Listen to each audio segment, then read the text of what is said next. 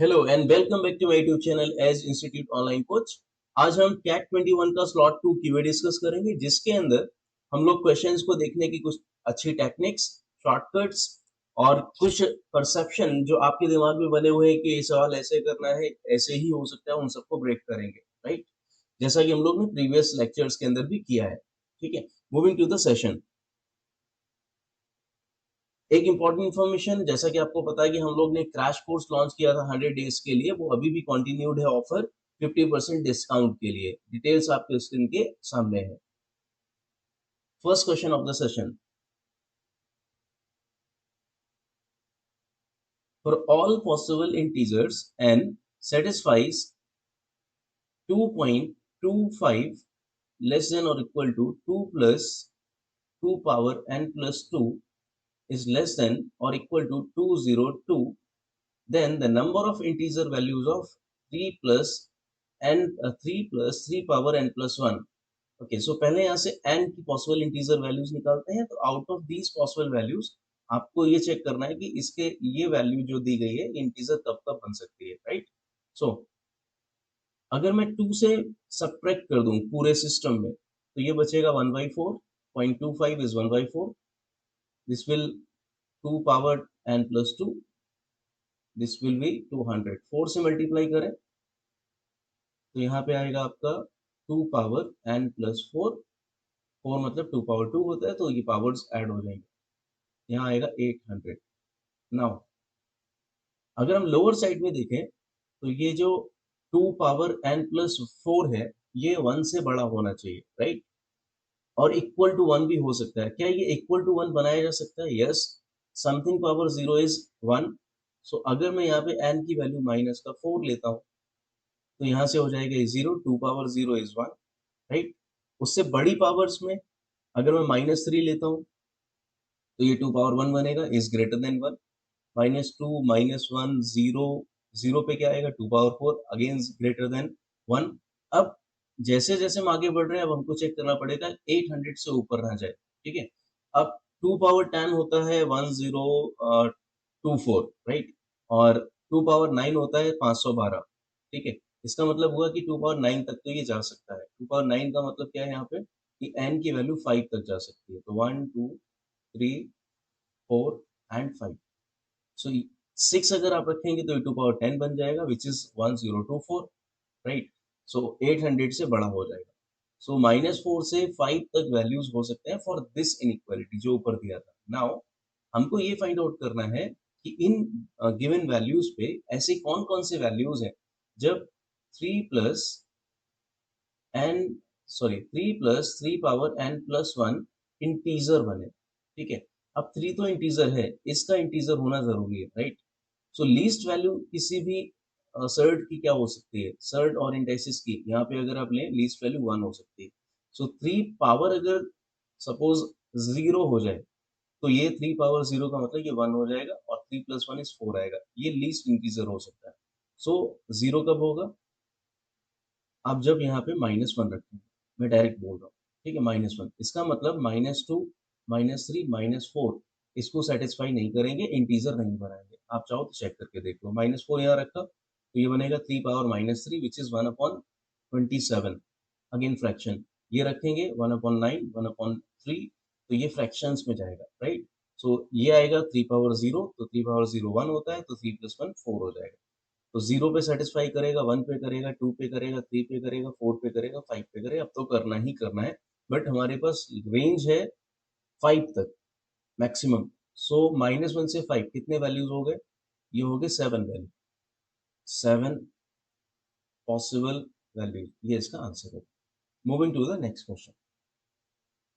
Next question is again from algebra. APGP का यहाँ concept लगेगा। Okay, arithmetic, arithmetic progression. Three positive integers x, y, z are in arithmetic progression। तो 3 positive integer x y z arithmetic progression में कभी भी आपको ऐसा system मिले, तो सबसे बेस्ट आइडिया रहेगा कि आप मिडिल नंबर को ए ले लें, अगला नंबर ए प्लस डी हो जाएगा, और उससे पहले वाला नंबर ए माइनस डी हो जाएगा, और कॉमन डिफरेंस डी का बनेगा। राइट, तो एक्स वाई जेड को मैंने ये नंबर्स एज्यूम कर लिया। कंडीशंस पे आते हैं। पहला कंडीशन है y minus x is greater than 2। So what is y? Y is a minus x, a minus d is greater than 2. So a से a cancel, minus minus d plus हो जाएगा. So d should be greater than 2. d मतलब common difference. Common difference 2 से बड़ा होना चाहिए. Correct? एक और कंडीशन है XYZ प्रोडक्ट में should be equal to 5 times of x plus y plus z. So product अगर आप इसका करें ये आएगा a into a square minus d square is equals to 5 times of, add करेंगे d से d कैंसिल हो जाएगा तो 3a आएगा. This is 15a. a से a cancel. So we will have a plus d into a minus d is equals to 15. Right, यहाँ तक clear होगा. सो दो नंबर्स का प्रोडक्ट 15 कैसे हो सकता है? 15 into 1.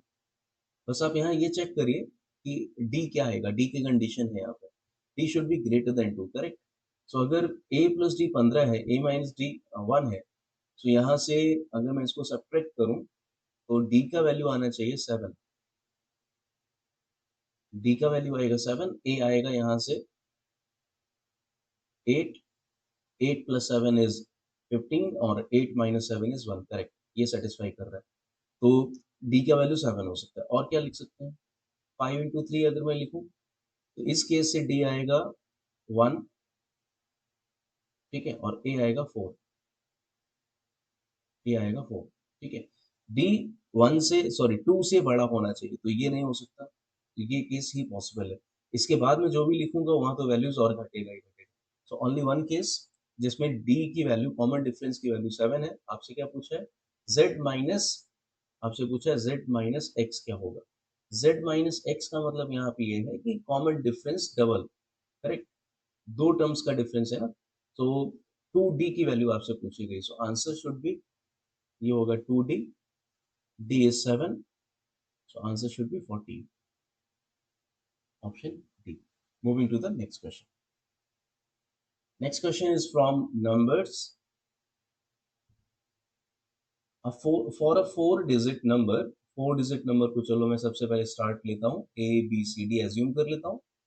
The sum of its digit in 1010 place, 1010 place a plus b plus c, इसका सम है 14. And the sum of its digit in 100, 10th and unit place, b plus c plus d, this is 15. दो equations बने. And the 10th place is c, 10th place is 4 more than unit place like d. Right. So c is equals to d plus 4. Then the highest possible four digit number satisfying the above condition.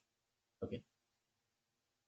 Different different ideas हो सकते हैं, but यहाँ से एक काम मैं बहुत आराम से कर सकता हूँ, लाइक वैल्यूज निकाल के भी सॉल्व कर सकते हैं. राइट, या इसमें कंडीशनैलिटीज बना सकते हैं कि हाईएस्ट तब होगा तो ए जब सबसे बड़ा नंबर हो, तो उसके हिसाब से भी सॉल्व कर सकते हैं. बट मैं इक्वेशंस बना रहा हूँ. देखना, अगर सी की वैल्यू डी प्लस 4 है, राइट, और अगर मैं सेकेंड वाले इक्वेशन में प्लेस करूँ सी की वैल्यू, तो यहाँ से आएगा आपका b plus d plus 4 and plus d, 2d हो जाएगा, प्लस 4 सामने गया, 11 बचेगा.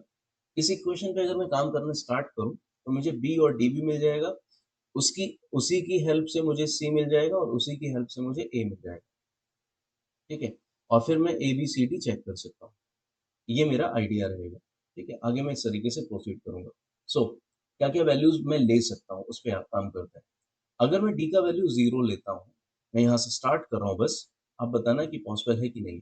अगर मैं डी का वैल्यू 0 लेता हूँ तो बी 11 हो जाएगा, विच इज नॉट पॉसिबल. ठीक है, single digit number, this is not possible. But यहाँ से मुझे कुछ केसेस मिलेंगे. अगर डी का वैल्यू 1 हुआ तो ये 9 हो जाएगा. लाइक यहाँ पे 1 1 1 बढ़ेगा तो इधर 2 2 2 कम हो जाएगा. क्या बी का वैल्यू 9 हो सकता है? हाँ, हो तो सकता है, कोई इशू नहीं है. ठीक है, मैं सारे केसेस लिख देता हूँ एक बार. अगर यहाँ पे मैं 2 लेता हूँ, 1 बढ़ाता हूँ फिर से, तो ये 7 हो जाएगा. ये 3 हुआ तो ये 5 हो जाएगा. ये 4 हुआ तो ये 3 हो जाएगा. राइट, ये 5 हुआ तो यहाँ पे 1 हो जाएगा. उसके आगे जाने का कोई मतलब नहीं. अब इन कंडीशंस के हिसाब से आपको ये देखना है कि ए सबसे बड़ा कहाँ मिल सकता है, ठीक है।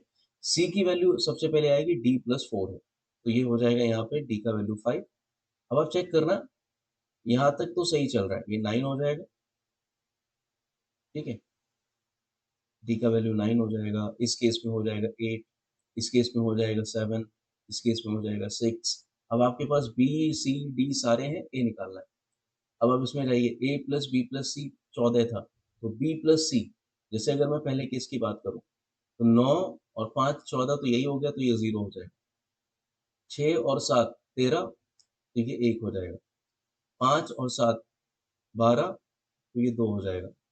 3 और 8 11, तो ये 3 हो जाएगा। 9 और 1 10, तो ये 4 हो जाएगा, ठीक है। सो अब मुझे ये पैटर्न वैसे भी दिख रहा था कि जैसे जैसे बी और सी का सम गिरेगा तो ये बढ़ेगा, ठीक है। सो फाइनली मेरे पास कौन सा केस सबसे ज्यादा वैल्यूज क्रिएट कर सकता है, जहां पे ए सबसे हाईएस्ट हो। सो यहाँ पे जो वैल्यू बनेगी ए बी सी डी की, वो बनेगी 4, b is 1, c is 9 and d is 5। So 4195, ये इसका सबसे हाईएस्ट पॉसिबल वैल्यू हो सकता है। Moving to the next question. Next question is from percentage. Raj invested 10,000 rupees in a fund. At the end of first year, he incurred a loss. He incurred a loss. Let's suppose X percent का down हुआ, but his balance was more than 5,000. तो यहाँ पे loss होने के बाद जो भी आएगा वो 5,000 से ज्यादा आएगा, more than 5,000. His balance when invested for another year grew, and the percentage of growth in the second year was 5 times the percentage of loss in the first year. तो यहाँ पे percentage of growth 5x% हो जाएगा. If the gain of Raj from the initial investment over the 2 years is 35%, तो आपको percentage loss बताना है first year में कितना था. देखिए, इस सवाल को ऑप्शन से भी डील कर सकते हैं. लाइक देखिए, X% डाउन हुआ, 5% बढ़ा, सो ओवरऑल ग्रोथ आ रहा है 35 का, सक्सेसिव चेंज, ठीक है. देखिए, 5 आंसर हो सकता है क्या? अगर यहाँ -5, यहाँ 25, नहीं 25, अगर आप सीधा सीधा भी लिनियरली भी इसको माइनस करें, 25 माइनस 5 20 होता है, 35 तो कभी नहीं आएगा, ठीक है. 15 अगर रखोगे तो ये ज्यादा हो जाएगा, 10 रखो यहाँ पे, तो ये आएगा माइनस का 10 और प्लस का 50. आप इसको सॉल्व करिएगा, -10 आपका सेटिस्फाई करेगा. अदरवाइज आप अगर इसी को शॉर्टकट में डालें, माइनस का x प्लस का 5x, minus x into 5x is 5x square,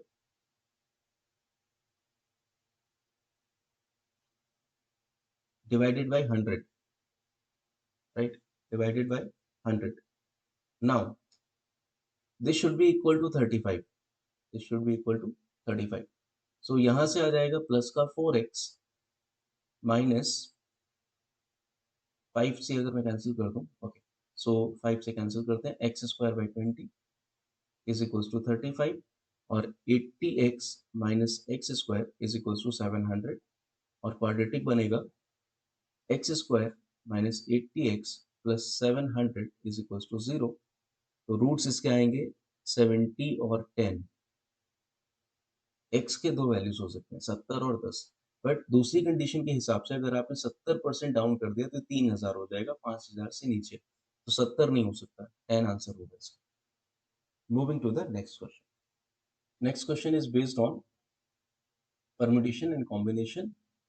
उसका एक टॉपिक होता है डिस्ट्रीब्यूशन, उसके अंदर से ये सवाल आया. The number of ways distributing 15 identical values, 15 value, 6 identical pencils and 3 identical erasers among 3 children. Children suppose A, B or C. Such that each child gets an at least 4 balloon, 4 balloon तो मिल गए, and 1 pencil, हर एक को मिले, और 3, अच्छा इसके बारे में कुछ नहीं लिखा है. इरेजर के बारे में कुछ नहीं लिखा है कि कितना किसको मिलना है. ठीक है, अभी ऐसा है, एक तो कंडीशन बना देता हूँ, वेट अ मिनट. देखिए, out of 15 pencils, 15 values, 4 values तो हर एक को देना ही है, लाइक हर एक को 4 4 4 वैल्यू मिल जाएगा, ठीक है। जैसे इस तरह से 4 4 4 वैल्यू मिल गया, ठीक है। पेंसिल की बात करें तो एक एक एक पेंसिल भी सबको मिल गई, ठीक है। उसके बाद इरेजर की बात करें, उसके बारे में कुछ नहीं लिखा है तो वो कुछ भी हो सकता है, करेक्ट। नाउ अगर आपने 12 वैल्यूज डिस्ट्रीब्यूट कर दिए तो टोटल वैल्यूम जो इनमें डिस्ट्रीब्यूट करने को बचेंगे तो 3 बचेंगे, तो रिमेनिंग वैल्यूम बचेगा 3। 3 आपने पेंसिल भी डिस्ट्रीब्यूट कर दिए तो 3 पेंसिल्स बचेंगे, और इरेजर्स तो अभी कोई डिस्ट्रीब्यूशन अभी तक मैंने नहीं देखा है एटलीस्ट पे, तो अभी टोटल 3 के 3 इरेजर्स बचे हैं। अब मैं जब डिवाइड करूंगा, मैंने एटलीस्ट की कंडीशन फॉलो करवा ली। अब ये नंबर 4 प्लस समथिंग कुछ भी हो सकता है, ये भी 4 प्लस समथिंग, ये भी 4 प्लस समथिंग कुछ भी हो सकता है। लाइक ये हो सकता है कि इसको अब कुछ भी ना दिया जाए, 0 भी हो सकता है, ठीक है। सो अब ये एक स्पेशल केस है, आपने ये पढ़ा होगा डिस्ट्रीब्यूशन में, कि अगर n ऑब्जेक्ट्स को r ग्रुप्स में डिवाइड करना है, ठीक है, एटलीस्ट 1 अगर होता है तो अलग फॉर्मूला है, और अगर ये हो कि आप कोई भी नंबर डिस्ट्रीब्यूट कर सकते हैं तो फॉर्मूला आता है n plus r minus 1 C r minus 1, ठीक है। इसमें आप प्लेस करिए, एक एक करके सभी के आंसर्स आ जाएंगे। सो सबसे पहले मैं वैल्यूज के लिए लिखता हूँ, तो 3 objects 3 groups minus 1 out of 3 group minus 1, ठीक है। सो सी माइनस 1, सो ये आ जाएगा आपका 3 3 6 5, 5c2, 5c2 is 10, yes 5c2 is 10। तो वैल्यूम डिवाइड करने का टोटल हो सकता है 10, एंड इसी तरीके से आप देखिए इस सब में 3 3 लिखा है तो सबका आंसर 10 10 ही आएगा। तो balloons and pencils and erasers distribute करने का टोटल मेथड हो सकता है 1000, अगर आप एटलीस्ट 4 और एटलीस्ट 1 पहले ही डिस्ट्रीब्यूट कर चुके हैं, ठीक है। So answer is 1000। Moving to the next question. Next question is from TSD। Now two trains A and B were moving in opposite direction. Two trains were moving in opposite direction, their speeds being in the ratio 5:3. The front end of A crossed the rear end of B. ये language समझना, 46 second after the front end of the trains had cross each other. Meaning of this, जब front end cross कर रहे थे, like ये train है ए, ये train है बी, ठीक है, ये अपोजिट डायरेक्शन में एक दूसरे की तरफ आ रहे हैं, this is A train, this is B train. जब इनके फ्रंट एंड ने एक दूसरे को क्रॉस किया था, this is front of A, this is front of B, उससे 46 सेकेंड्स के बाद, 46 सेकेंड्स के बाद क्या हुआ, front end of A cross the rear end of B, front end rear end पे पहुंच जाएगा, ठीक है। अब फिगर कुछ इस तरह से बनेगा, दिस इज बी ट्रेन, ठीक है, और फ्रंट एंड ट्रेन ए का यहाँ आ जाएगा, ठीक है। वी हैव नो आइडिया कि ट्रेन की लेंथ क्या है, राइट। तो फ्रंट एंड यहाँ आ जाएगा, this is rear end of train B, ठीक है। 46 सेकेंड्स के बाद ऐसा होगा। उसके आगे लिखा है it took another 69 seconds for the rear end of the train cross each other. Another 69 seconds का मतलब इसके बाद 69 सेकेंड्स और लगेंगे, तब ये फिगर बनेगा, जब दोनों ट्रेन के रेयर एंड क्रॉस कर जाएंगे, तब ये फिगर बनेगा इस तरीके से, ठीक है। सो अगर आप कुल मिला के देखें तो इसमें हुआ ये है कि दो ट्रेन रिलेटिव स्पीड से एक दूसरे को क्रॉस करेंगे, पहली चीज। दूसरा इसमें इंपॉर्टेंट है डिस्टेंस को यहाँ देखना।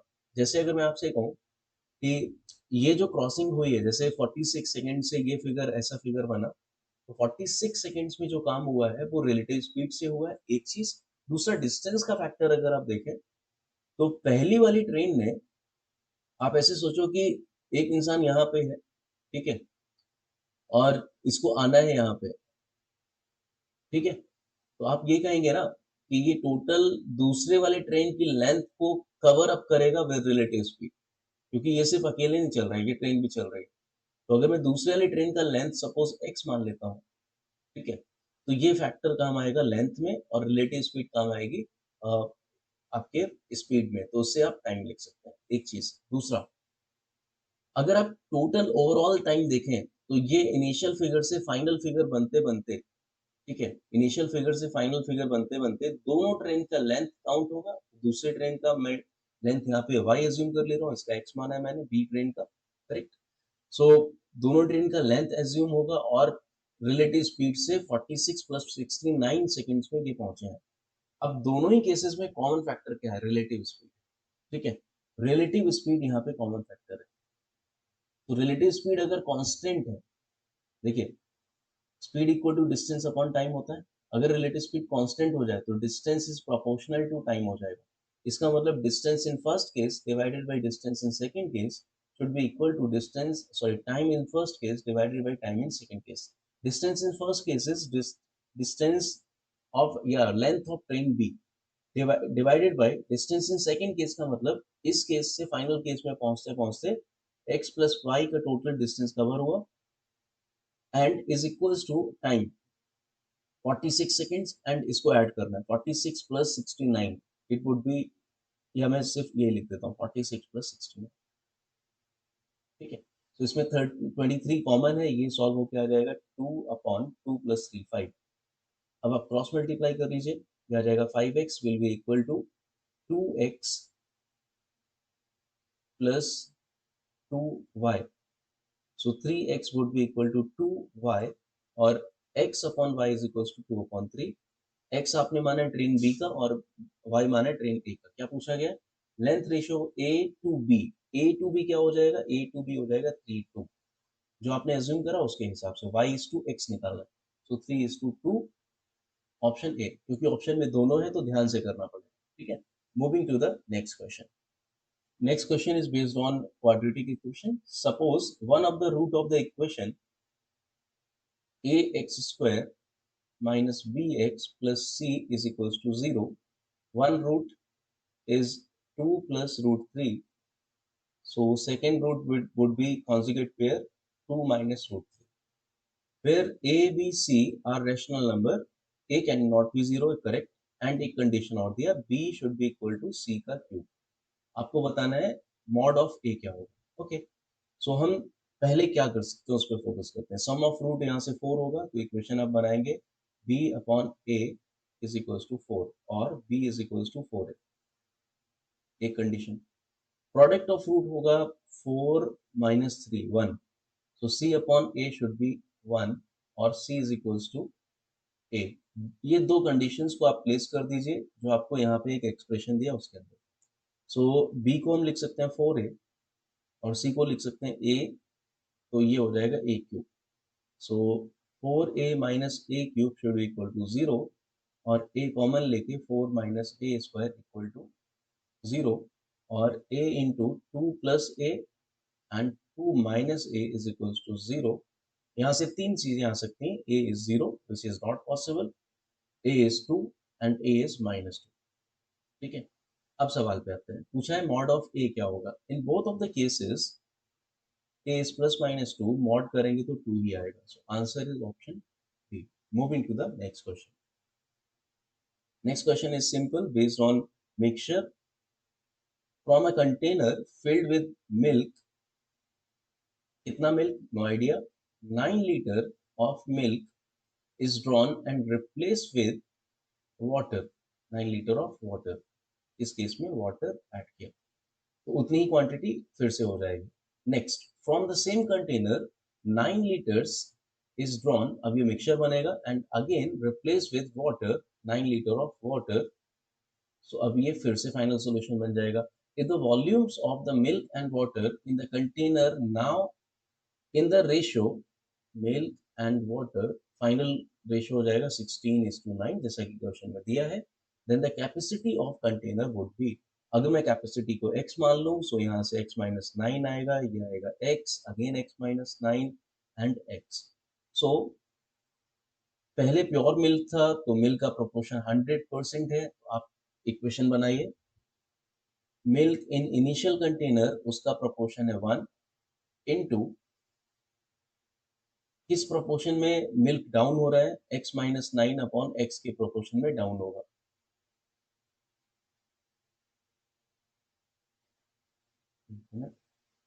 x minus nine upon x के प्रोपोर्शन में डाउन होगा first time, and second time भी x minus nine upon x के प्रोपोर्शन में मल्टीप्लाइंग फैक्टर में डाउन होगा। सो बनेगा कितना, 16/25, ये है फाइनल। सो आएगा x minus nine upon x का whole square would be equal to 16/25, और x minus nine upon x is equals to 4/5, और 5x minus 45 is equals to 4x, और x would be equal to 45। x आपने assume करा था initial quantity of milk in the container, so capacity ही पूछा गया है, तो answer is 45 litres. Moving to the next question. Next question is based on geometry, quadrilateral rhombus की बात हो रही है। रोम्बस के बारे में कुछ बातें आपको ऑलरेडी पता होनी चाहिए। देखिए, रोम्बस में हर साइड इक्वल होता है, पहली बात। रोम्बस के जो डायगोनल्स होते हैं वो एक दूसरे को बाइसेक्ट करते हैं, पहली चीज, एट 90 डिग्री, बाइसेक्ट करते हैं एट 90 डिग्री, करेक्ट। सो ये 90 डिग्री बनेगा, और डायगोनल्स इक्वल नहीं होते हैं, ठीक है। तो अगर मैं इसको यहाँ से x और इसको y मानूं, तो इधर भी ये y और ये x होगा। तो आप ध्यान से देखिए, तो 1 2 3 4 राइट एंगल ट्राइंगल्स बनते हैं। तो अगर मैं एक राइट एंगल का एरिया निकाल के 4 टाइम्स कर दूं, तो एरिया ऑफ रोम्बस हो जाएगा, ठीक है। इस आइडिया को लेकर चलते हैं। अब आते हैं क्वेश्चन पे। If a rhombus has area of 12, तो 12 का मतलब अगर मैं डिवाइड करूं तो 3 3 3 ऐसे डिवाइड होगा 4 बार, ठीक है। सो ये जो एक ट्राइंगल बन रहा है, इसका एरिया होगा half x into y, which is equals to 3, और x into y is 6, first condition. And the side side देखो, इसमें आप पाइथागोरस लगाओ तो x square plus y square equal to a आएगा, ए स्क्वायर आएगा, विच इज 5। सो हम लिख सकते हैं x square plus y square is equals to 5 square, और x square plus y square equal to 25, ठीक है। ये कंडीशन बना। Now the length of its longer diagonal क्या होगा। लॉन्गर डायगोनल या तो x होगा या तो y होगा, तो 2x या 2y, तो हमको चेक करना पड़ेगा x बड़ा है कि y बड़ा है, ठीक है। अब ये तो सिंपल यार आइडेंटिटी पे बेस्ड हो गया, उससे इस सवाल को सॉल्व कर रहा है, ठीक है। देखो, आइडिया क्या क्या है मेरे पास वो सोचते हैं। पहला एक आइडिया ये है कि मैं चाहूँ तो x प्लस वाई बना सकता हूँ होल स्क्वायर, और x माइनस वाई भी बना सकता हूँ, क्योंकि मेरे पास सफिशिएंट डेटा है, ठीक है। सो अगर मैं यहाँ से x प्लस वाई का होल स्क्वायर बनाता हूँ, तो मुझे चाहिए x square plus y square plus x y, दोनों है, तो 25 प्लस 2 times of x y is 12, तो 37 आ जाएगा। एक्स माइनस वाई बनाना हो होल स्क्वायर, तो ये आएगा 25 माइनस 2xy, 12, तो 13 आएगा। तो यहाँ से एज वी नो, क्योंकि ये साइड्स हैं तो नेगेटिव तो नहीं हो सकता, तो x प्लस वाई आएगा अंडर रूट 37, और x माइनस वाई आएगा अंडर रूट 13, ओके। यहाँ से अगर मैं x सॉल्व करूँ, so x would be under root 37 plus under root 13 divided by 2, और y आएगा माइनस करके under root 37 minus under root 13 divided by 2। Since diagonals की बात करें, तो डायगोनल्स इसके जस्ट डबल है, राइट। तो आंसर आएगा under root 37 plus under root 13, और under root 37 minus under root 13।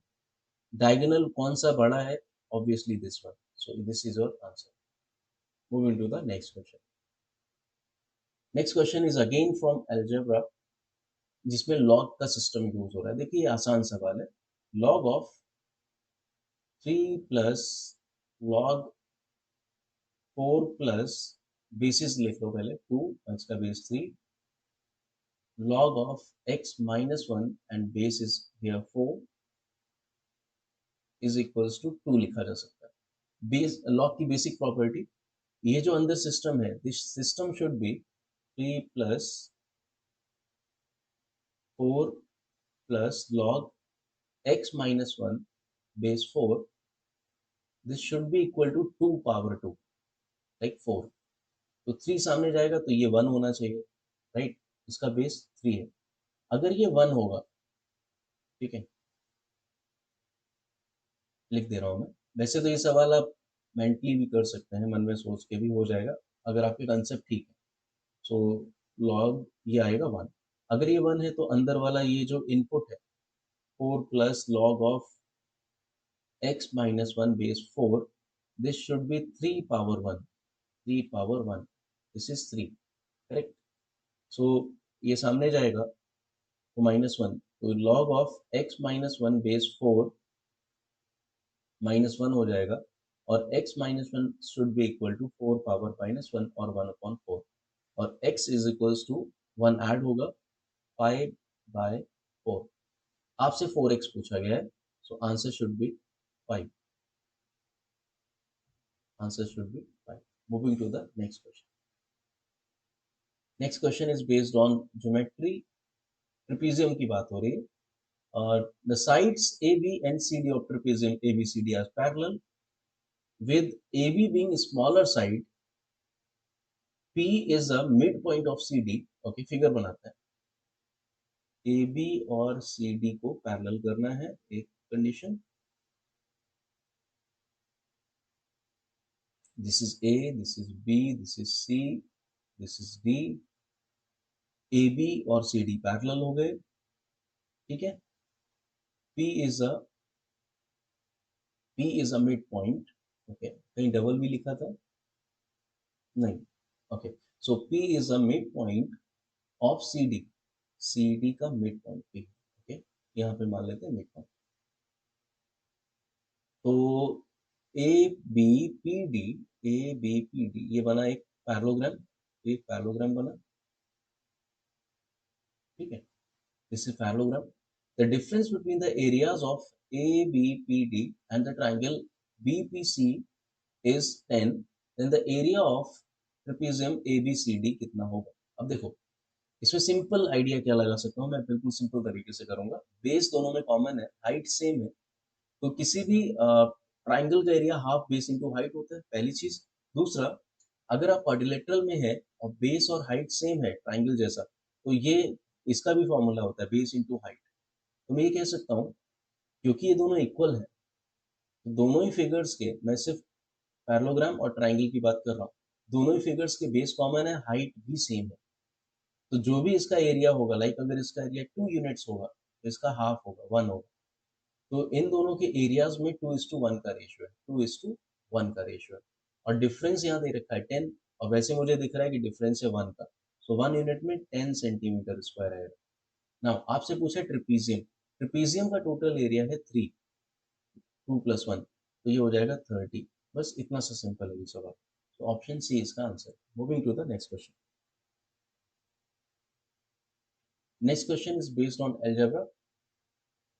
For all real values of x the range of function, range बताना है, ठीक है, तो अगर मैं इसको y मान लूँ, स्टैंडर्ड तरीके से कर रहा हूँ, x² + 2x + 4 divided by 2x² + 4x + 9, okay.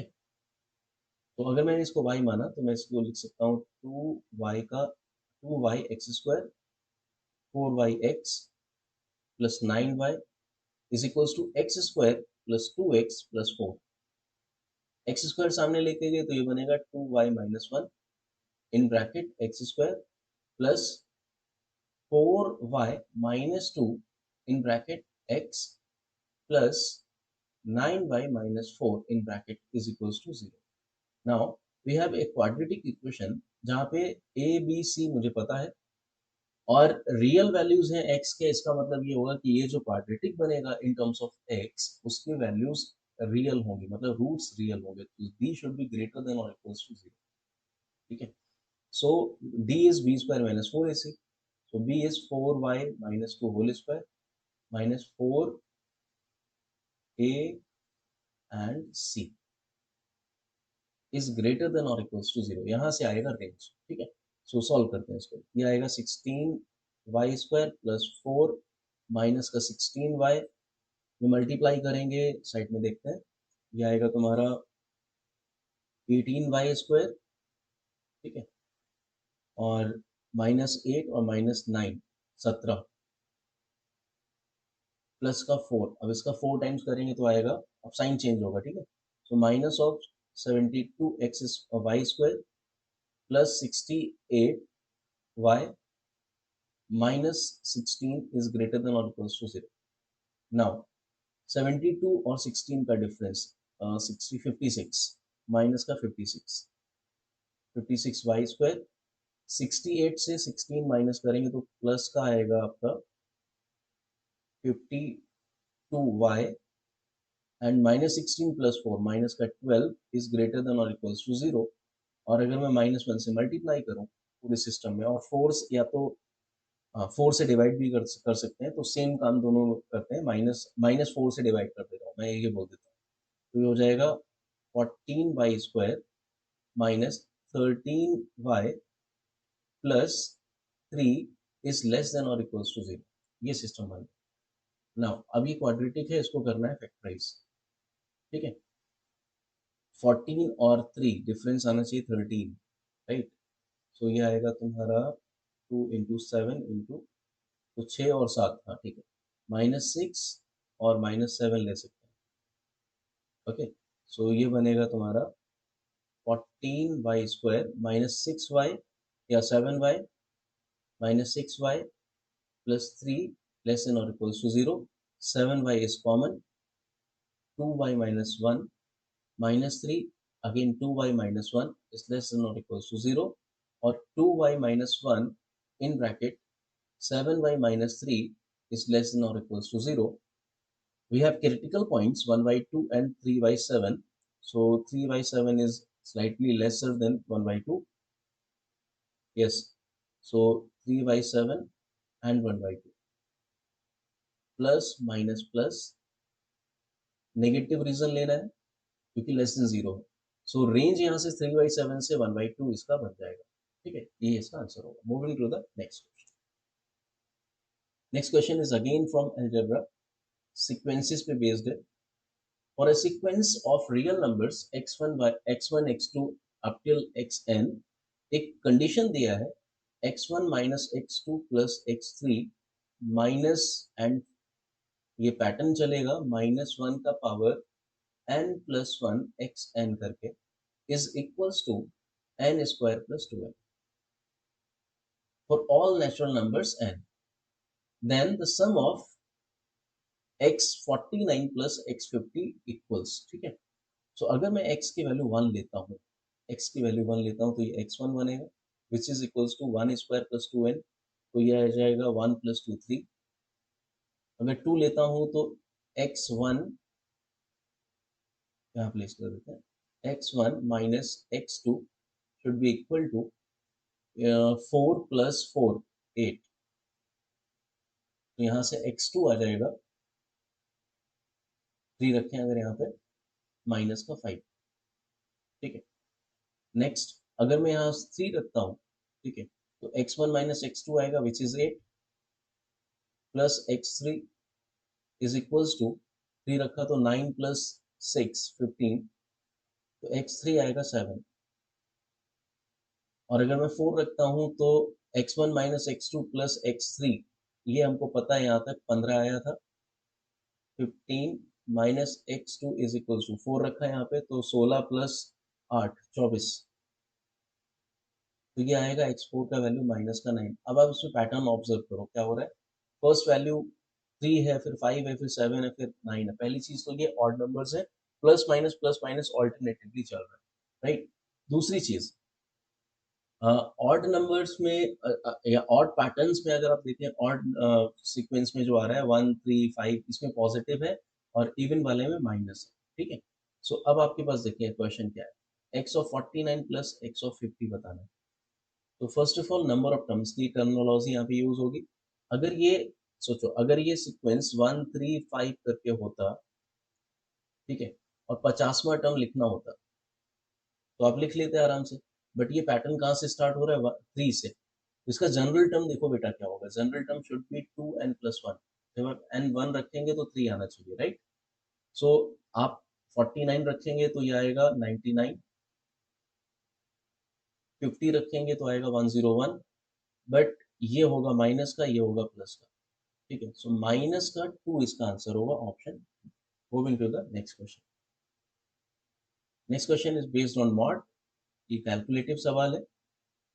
For a real number x, the condition mod of 3x minus 20 plus mod of 3x minus 40 is equals to 20।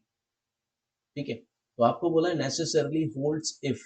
ठीक है, ये कंडीशन सही होगा अगर ऑप्शंस में कौन सा ऑप्शन करेक्ट है। ठीक है, तो मेरे पास देखो क्या क्या कंडीशंस है। पहला, अगर इसको इसके बेसिस पे मैं ओपन करता हूँ। ठीक है, पहले देखना क्रिटिकल पॉइंट है 20/3 एंड 40/3। तो ऑर्डर में जाओगे तो नंबर लाइन में ये पहले आएगा, ये बाद में आएगा। ठीक है, तो अगर मैं इसको केस 1, केस 2 और केस 3 करके लेता हूँ, तो केस 1 होगा कि 40/3 एंड 20/3 दोनों से लेस अगर हो एक्स का वैल्यू, तो दोनों ही नेगेटिव हो जाएंगे। ठीक है, सो पहला कंडीशन, या मैं इन जनरल कह सकता हूँ 20/3 से लेस ऑब्वियसली। ठीक है, तो वो 40/3 से कम हो ही जाएगा। सो ये आएगा माइनस का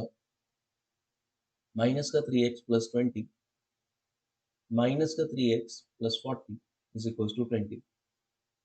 20 got cancelled, so 6x should be equal to 40 और x would be equal to 20/3।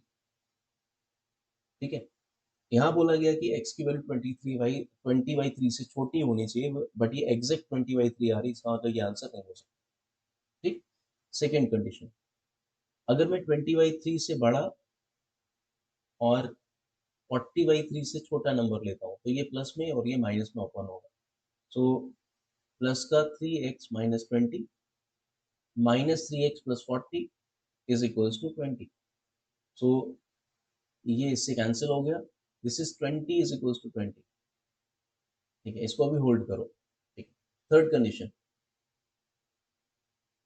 अगर मैं x की वैल्यू 40/3 से बड़ी लेता हूँ, तो ये दोनों ही पॉजिटिव ओपन हो गए। 3x minus 20 plus 3x minus 40 sorry is equals to 20।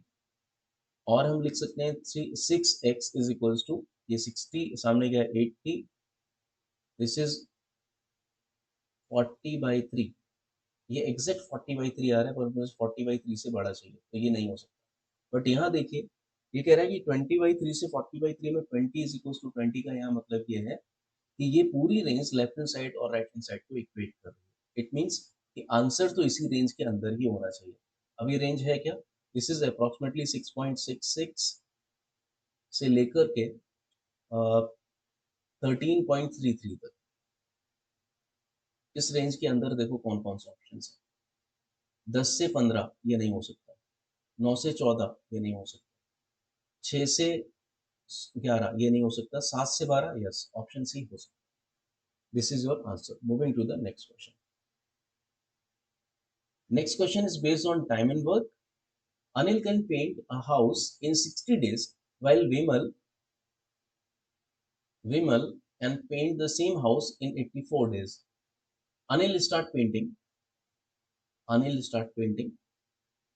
After 10 days, after 10 days, Vimal and Charu joins. Vimal and Charu joins him. मतलब अनिल है अभी. Together they complete the painting in the 14 more days. 14 और दिन लगे और आखिरी तक A B C ने मिलकर काम खत्म कर दिया। सो कुल मिला के ए 28 दिन काम कर रहा है, बी 14 दिन काम कर रहा है और सी भी ऑब्वियसली 14 दिन काम कर रहा है। ठीक है, और इनको टोटल मिला 21,000 रुपए। तो आपको सी को कितना मिला ये बताना है, and condition proportionate to the work done. जो भी इनको पे करना है वो proportionate to the work done होना चाहिए, राइट। सो अगर मैं ये डायरेक्टली करूँ यार बेटा, ये तो आराम से हो जाएगा। सो ए ने टोटल, देखिए ए ने टोटल काम खत्म करना है, बी ने टोटल काम खत्म करना है, तो इतना टाइम ये टोटल वर्क के लिए। But they work for 24 and 14 days. ठीक है, सो उसके लॉजिक से अगर हम जाएं तो ए ने कंट्रीब्यूट कितना करा होगा ये इंपॉर्टेंट है, राइट। सो अगर यहाँ से देखा जाए तो एक दिन में 1/60 कंट्रीब्यूट कर सकता है, ये एक दिन में 1/84 कंट्रीब्यूट कर सकता है। So contribution of A would be 24 days में 1/60 के रेट से 12 से कैंसिल होगा 2/5। Contribution of be in 14 days at the rate of 1/84, 1/6 का। ठीक है, सो रिमेनिंग कंट्रीब्यूशन जो करना है वो सी को करना है, कितना बचेगा उसी के हिसाब से आपको 21,000 को डिवाइड कर देना है। ठीक है, सो टोटल कितना है ये देखो, टोटल इज 2/5 और 1/6, तो अगर आप टोटल को एज्यूम कर लो 30, ठीक है, मैं रेशियो निकाल दे रहा हूँ, टोटल को एज्यूम कर लो 30, तो ये 2/5 हो जाएगा 12, ठीक है, 1/6 हो जाएगा 5, तो ये बचेगा 13। यस, सो सी को मिलेगा 13 आउट ऑफ 30 ऑफ 21,000। जो कॉन्ट्रीब्यूशन वर्क में है वही उनको मिलेगा सैलरी में। सो ये आएगा 0 0 कैंसिल, 700, 13 इंटू 700, 9100। ऑप्शन ए इसका आंसर होगा। आसान सवाल है बट कंसेप्ट पता होना चाहिए। Moving to the next question. This is very easy question based on percentage. A box has 450 balls, each either white or black. White or black. Total 450. There being as many metallic white balls as metallic black balls. ठीक है, metallic white और metallic black equal है, एक condition.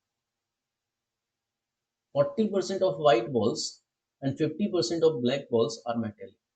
ठीक है, एक और condition दिया है, 40% ऑफ व्हाइट, अगर टोटल व्हाइट आपने डब्लू लिया है तो 40% ऑफ टोटल व्हाइट ये मेटेलिक हो गया, एंड 50% ऑफ टोटल ब्लैक ये भी मेटेलिक हो गया, और दोनों इक्वल है। तो यहाँ से W अपॉन बी लिख सकते हैं अपन 5/4। इसका मतलब ये 5:4 के रेशियो में होगा। इट मीन्स कि एक्चुअल नंबर जो होना चाहिए वो 9 के मल्टीपल में है टोटल का, विच इज 450। सो 50 से मल्टीप्लाई करते हैं, यस, सो ये हो जाएगा 250 एंड 200, 450, राइट। व्हाइट बॉल होंगे 250, ब्लैक बॉल्स होंगे 200। सवाल क्या है? Then the number of non metallic. अब समझने वाली बात ये है कि व्हाइट बॉल में 40% अगर मेटेलिक था तो नॉन मेटेलिक 60% होगा, 60% ऑफ 250। एंड ब्लैक में अगर 50% मेटेलिक तो 50% नॉन मेटेलिक, 50% ऑफ 200, ये आ जाएगा 100, और this would be 25 into 6, 150। So total 250 non metallic होंगे, यही आपसे पूछा गया। This is your answer. ये आसान सवाल था। Moving to the next question. Next question is based on equations, मैं कहूंगा, रादर आइडेंटिटीज भी बोल सकते हैं, ठीक है। अलजेब्रा पे बेस्ड सवाल है। Equation, consider the pair of equations x square minus x y minus x is equals to 22 और x y square minus x y plus y is equals to 34। Where y sorry x is greater than y, तो आपको x minus Y बताना है। अगर मैं इन दोनों equations को add कर दूं तो ये आएगा x square plus y square minus 2xy। मैंने इसी वजह से ऐड करा क्योंकि मुझे दिख रहा था फॉर्मूला बनेगा, और यहाँ पे minus x plus y is equals to, ये बनेगा 56। Now this is x minus y का होल स्क्वायर, यहाँ पे -1 कॉमन लिया, this is again x minus y is equals to 56। X minus y common है पूरे सिस्टम में, एक्स माइनस वाई -1 बचेगा is equals to 56। So x minus y, एक bracket में x minus y -1 is 56। Now condition है x Y से बड़ा होना चाहिए, दो नंबर्स का प्रोडक्ट 56। हो सकता है कि ये 56 हो, ये 1, ठीक है। अगर ऐसा हुआ तो आप कंडीशन भी मैच कराने हैं ना। अब इसको ऐसे सोचो, अगर ये नंबर ए है, ऐसे सोचो और ज़्यादा बेहतर तरीके से, और तो ये -1 हो जाएगा।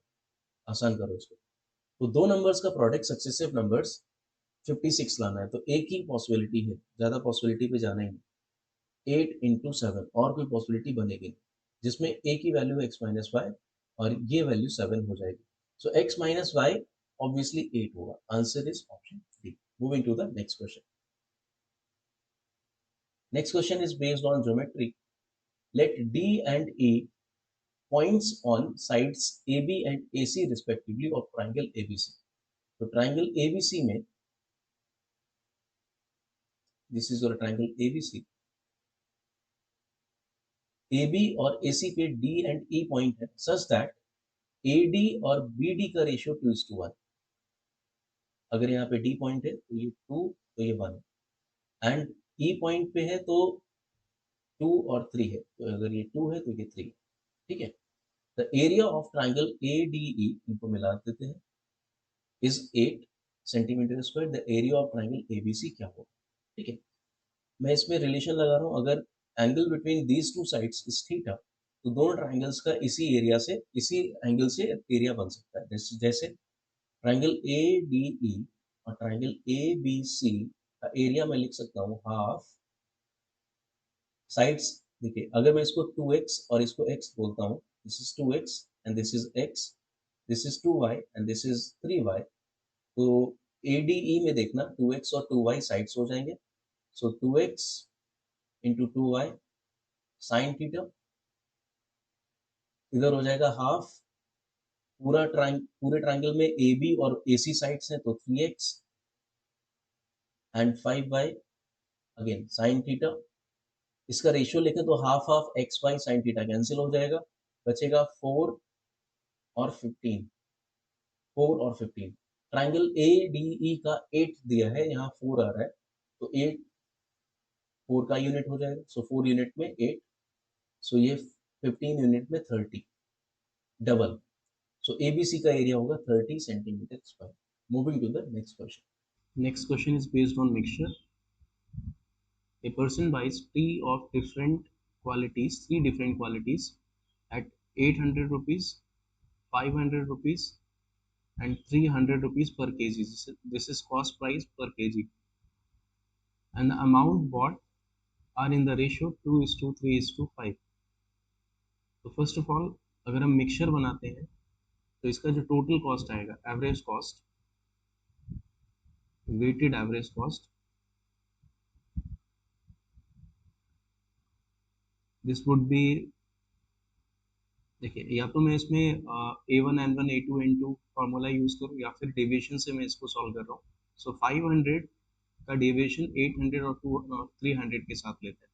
सो 500 का डेविएशन 800 के साथ है 300 इंटू क्वान्टिटी 2 यूनिट्स, 500 का 500 के साथ 0 इंटू क्वान्टिटी 3, माइनस 300 के साथ माइनस का 200 into 500 divided by total quantity.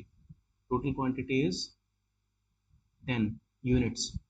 सो ये आएगा 60 माइनस 600 माइनस 1000 अपॉन 10, मतलब 60, और यहाँ हो जाएगा 100 माइनस का 40। सो जो भी आपने वैल्यू ली है, 500 से डेविएशन लिया है, सो एवरेज कॉस्ट आएगा 500 minus 40, that is 460 rupees per KG. This is average cost of mixture जो आप यहाँ पे बना रहे हैं, राइट। नाउ इस मिक्सचर में से आपने 1/6 ऑफ द मिक्सचर निकालना है। जो भी टोटल मिक्सचर बना उसमें से 1/6 ऑफ द मिक्सचर निकालना है, एंड रिमेनिंग बचेगा 5/6। तो 1/6 ऑफ द मिक्सचर आप सेल करते हैं 700 रुपीज पर केजी में। तो 700 रुपीज पर केजी में सेल करने का मतलब ये है कि आप ऑन एन एवरेज पर केजी 460 के कॉस्ट पे 700 रुपीज में बेच रहे हैं। So on an average 240 rupees का प्रॉफिट हो रहा है। So on an average 240 rupees का प्रॉफिट, करेक्ट। आपको ओवरऑल 50% प्रॉफिट कमाना है पूरे मिक्सचर पे। इट मीन्स कि जो 700 पर केजी का आप बेच रहे हैं, उस पे आप टोटल में 50% प्रॉफिट कमाना चाहते हैं। ये 700 पे बेचने में 240 आता है, राइट। 50% का मतलब क्या होगा, जो भी आप यहाँ कर रहे हैं 460 का टोटल कॉस्ट, इस पे 50% का आप प्रॉफिट कमाना चाहते हैं। सो ये आएगा आपका 230, हाफ, ठीक है। सो इसका डिफरेंस लेते हैं, दिस इज 10, रेशियो इज 1:5, मैं एलिगेशन यूज कर रहा हूँ। So this would B 2 units, right. One one में आएगा 2, ओके। सो 240 इधर आना चाहिए 228, 228 का profit on an average remaining mixture पे होना चाहिए। सो टोटल सेल प्राइस क्या होगा रिमेनिंग मिक्सचर का, सेलिंग प्राइस पर किलोग्राम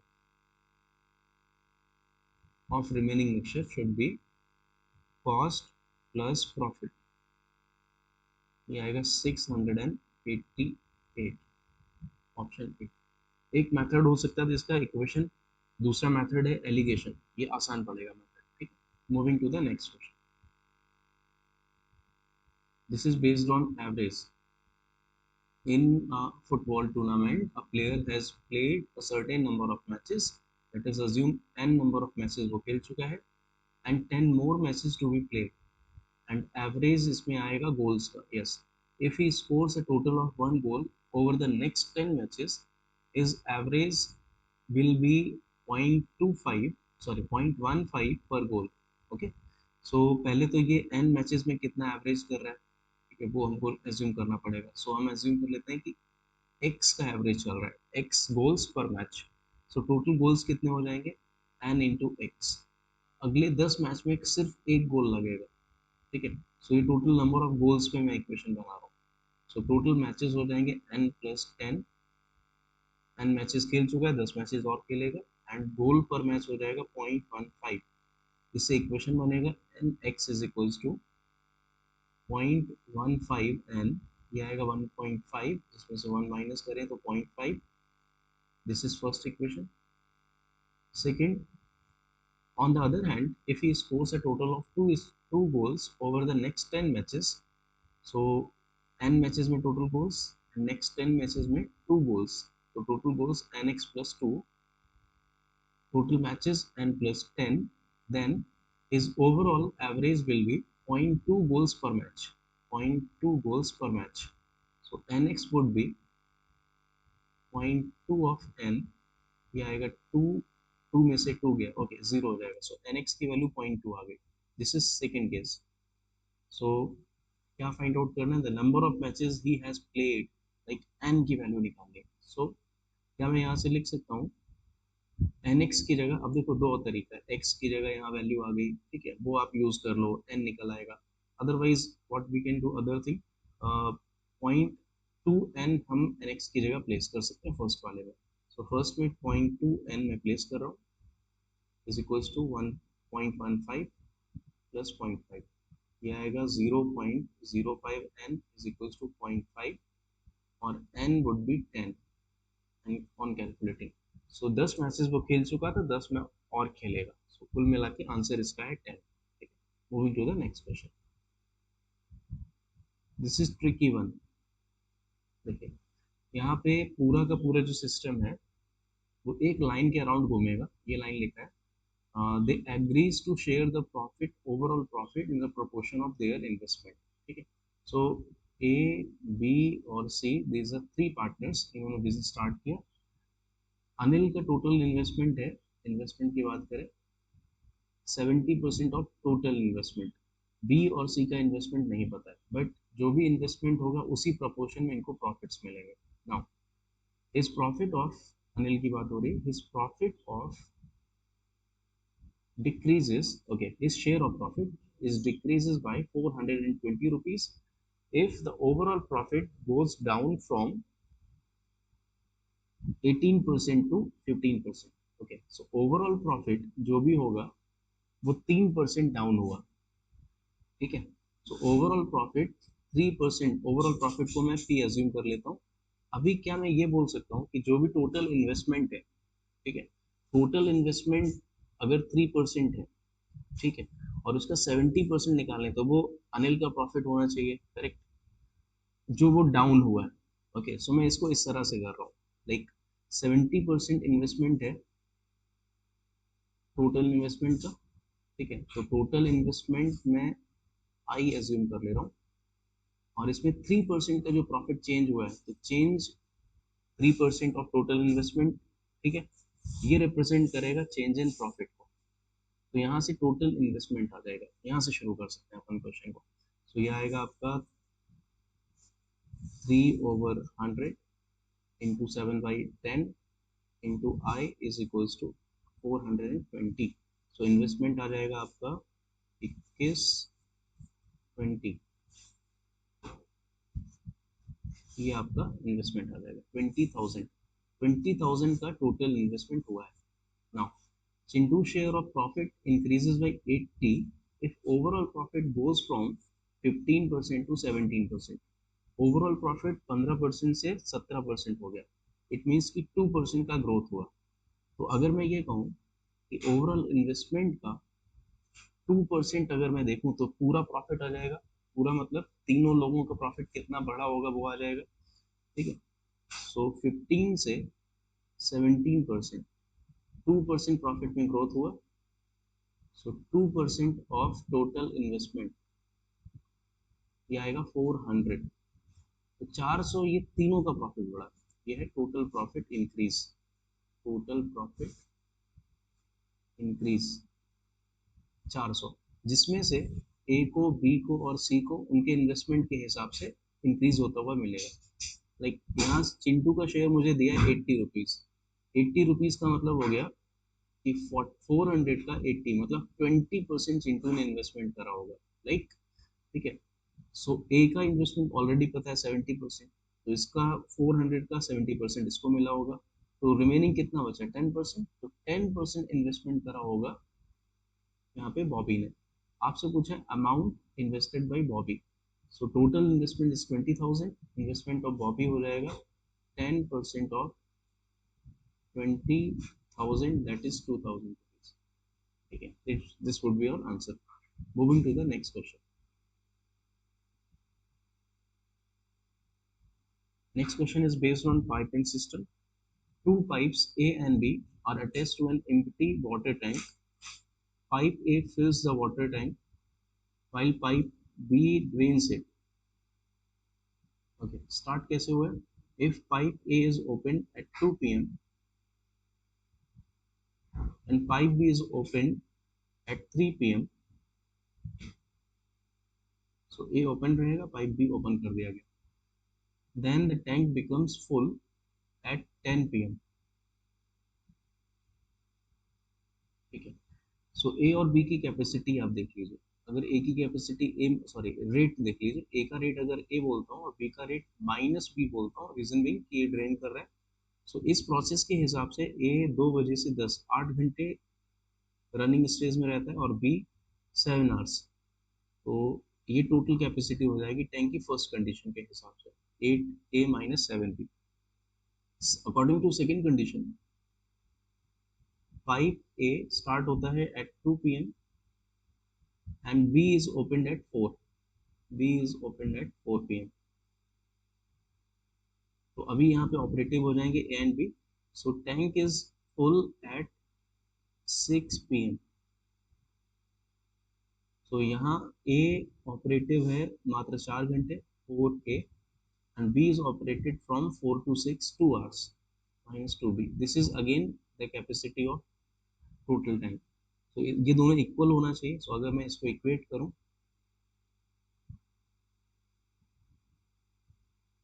ये आएगा आपका 4A will be equal to 5B और A upon B should be equal to 5/4, 5 unit and 4 unit. So total capacity आ जाएगा 4 into 5 minus 2 into 4, 20 minus 8, 12 units का टोटल कैपेसिटी आ जाएगा। नाउ आपको बताना है if pipe B is not open at all then the time in minutes taken to fill the tank. तो A अकेले भरेगा तो ए को कितना टाइम लगेगा उसकी कैपेसिटी पे डिपेंड करेगा। टोटल यूनिट अपॉन उसका रेट, राइट। तो 12/5, 12/5 आंसर मिनट्स में है, यस। ये आवर्स में आ रहा है, इंटू 60 कर दीजिए, ये आएगा 12 into 12, 144 minutes. So this is end of slot 2। Next session में हम लोग स्लॉट 3 डिस्कस करेंगे। होप ये वीडियो आपके लिए हेल्पफुल होगा और जितनी भी मैंने आपके टेक्निक्स बताई हैं वो बहुत यूनिक टेक्निक्स हैं, ठीक है। सो आपको जो भी चीज़ें पसंद आए जरूर कमेंट करें और कोई सवाल आपका रहे तो बिल्कुल कमेंट करके हम आपको उसमें आंसर करेंगे, राइट। सो चैनल को सब्सक्राइब करें, शेयर करें और वीडियो को लाइक करें। मिलते हैं नेक्स्ट वीडियो में। Thank you.